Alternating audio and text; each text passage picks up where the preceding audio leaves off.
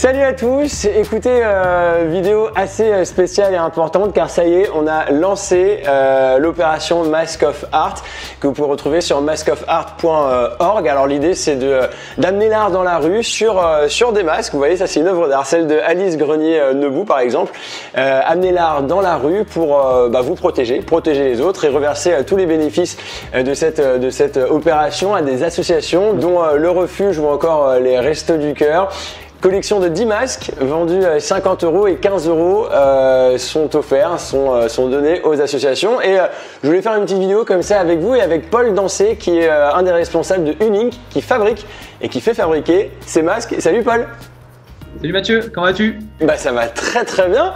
Écoute, je suis hyper content parce que voilà, c'est une... Alors, vous avez remarqué, je dis tout le temps que je suis hyper content, mais en même temps, cette aventure est tellement positive que je suis hyper content. Alors, ce que je voulais dire, c'est que ça y est, c'est lancé.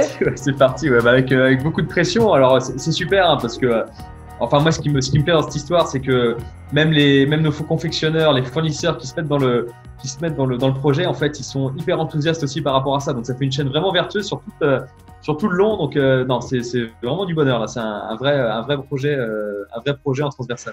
Alors, Paul, moi, je voudrais que, juste pour que les personnes qui regardent la vidéo puissent voir un petit peu plus clair dans cette histoire, voir est-ce que c'est toi qui les fabriques, est-ce que tu les fais fabriquer, comment ça se passe? Parce que nous, de notre côté, avec toi, on a travaillé avec les artistes, toi et Lionel sur le côté esthétique et tout ça, mais qui les fabrique ces masques? Après avoir fait tout le calage des produits, que ce soit au niveau des designs, des coutures, des élastiques et de la qualité en général, on les envoie effectivement en sublimation dans nos usines. La sublimation, c'est l'impression. Hein. Toujours l'impression effectivement en partie extérieure sur du polyester, et on les fait confectionner de la même manière par nos usines de confection. Et du coup, ça sort un produit fini qui sera mis en pack collector au profit des associations. Alors, c'est en fait, au départ, nous, on voulait que ce soit fabriqué en France. Mais là, pour l'instant, c'est produit en Europe, au Portugal, parce qu'en fait, on n'avait pas trouvé d'usine qui fabriquait ces masques-là, parce que c'est le design qu'on avait choisi, parce qu'il y a des masques. Nous, on a reçu des prototypes de masques, et les mecs nous disaient, nous, on peut pas vraiment imprimer, parce qu'après, vous respirez moins bien, ceci, cela. Pour avoir cette technique de sublimation, donc d'impression, il n'y a pas 36 000 fabricants qui peuvent le faire. Donc en France, c'était pas possible pour l'instant. Alors la sublimation, elle se fait en France aussi. Hein. Il y a des entreprises qui le font. Après, nous, effectivement, nos usines sont au Portugal déjà d'origine. Et le problème auquel on était confronté, c'est que surtout les usines de masques en France sont complètement submergées par les commandes. Donc elles avaient un délai de 3 mois jusqu'à septembre. Pour pouvoir nous permettre de gérer ce projet-là. Aujourd'hui, avec nos usines actuelles, on a la possibilité de répondre tout de suite au projet et de pouvoir répondre surtout aux besoins du marché, ce qui est aujourd'hui primordial avant tout.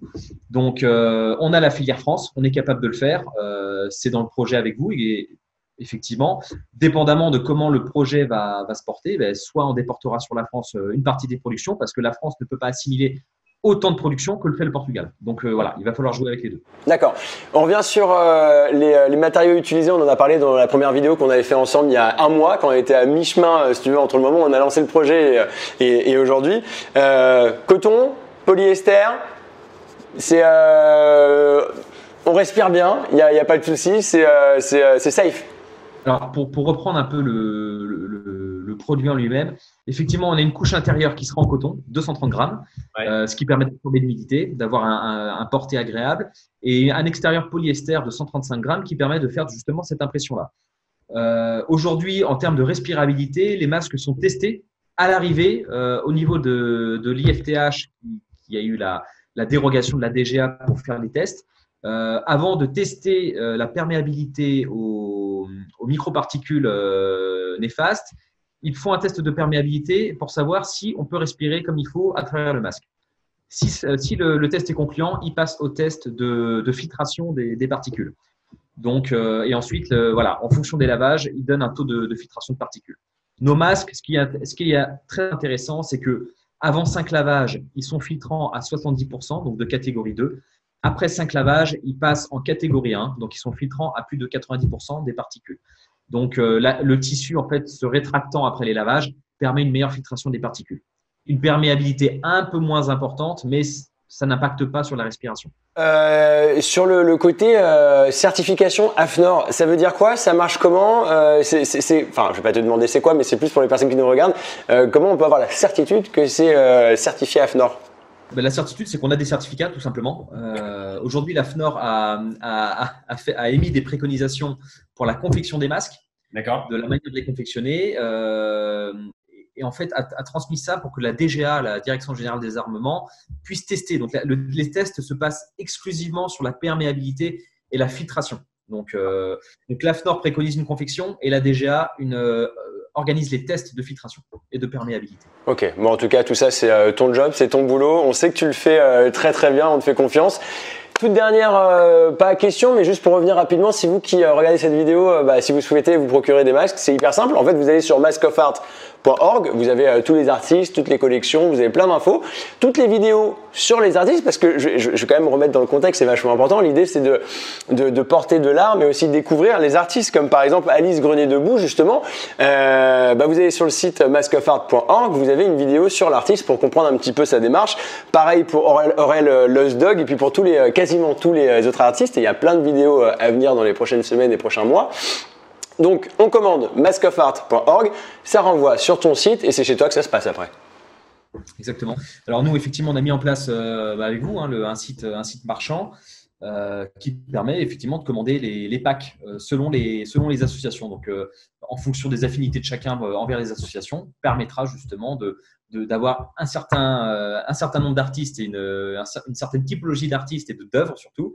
Et en achetant ces packs, ça vous permettra de reverser une partie des recettes, et notamment pour un pack acheté, c'est un minimum de 15 € qui sera reversé aux associations. Donc, ce qui est superbe pour ce projet-là, sachant que c'est aujourd'hui obligatoire, donc tant qu'à faire, autant faire plaisir à tout le monde. Exactement, moi c'est ce que je me disais. Je me dis, bon, un pack, au départ tu dis alors 10, ça fait peut-être beaucoup. Quoique, regardez, quand vous allez au travail tous les jours, vous changez de culotte, et c'est la même chose avec ça. Vous changez de masque tous les jours, et comme ça vous avez un masque différent le lundi, le mardi, le mercredi. Alors, pour les avoir portés, pour les porter quand je sors, en fait c'est un c'est un accessoire de mode, quoi. Enfin, c'est un côté, voilà, tu le portes, t'es dans la rue, t'es content en fonction. L'autre jour, j'avais un pull jaune. Qu'est-ce que j'ai fait? J'ai mis le masque Aurel Lostdog.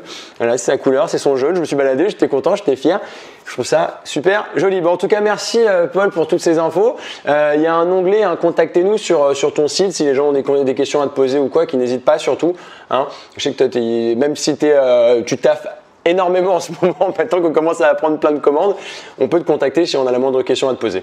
Sans aucun problème, oui, avec grand plaisir. Et puis, il y a toute l'équipe Mask of Art qui est derrière nous aussi. Donc, il n'y a aucun problème. On répondra à toutes les demandes sans souci. Voilà, surtout tout ce qui est plutôt technique. Le site, les commandes, tout ça, passez sur Unink directement. Et pour tout le reste, si vous êtes curieux, si vous voulez parler d'art, si vous avez tout plein d'autres questions, n'hésitez pas à venir sur Instagram, sur maskofart.org ou encore sur Facebook, sur OffArt. Je te dis mille merci Paul, merci pour tout, merci parce que le projet prend vie grâce à toi, grâce à Fabien avec qui tu travailles et grâce à toutes les équipes de Unink. Et voilà, c'est une belle aventure qui commence aujourd'hui. Mask of Art, on est hyper fiers. À très bientôt Paul. De toute façon, nous, on s'écrit, on s'envoie des messages tous les jours, donc il n'y a pas de souci. Merci à toi. À très vite, à tout à l'heure. Yes, exactement, à tout à l'heure. Et vous, à très vite sur la page Facebook of Art, sur le YouTube, sur Instagram, un petit peu partout. Suivez-nous, partagez l'information en story à droite à gauche et puis parlez-en autour de vous. On a besoin de vous. Allez, je vous embrasse et je vous dis à très vite. Ciao.